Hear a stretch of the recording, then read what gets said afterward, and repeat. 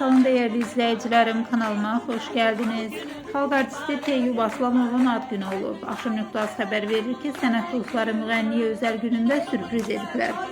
Onlar məkanlardan birində məclis təşkil edib və ora toplaşıblar.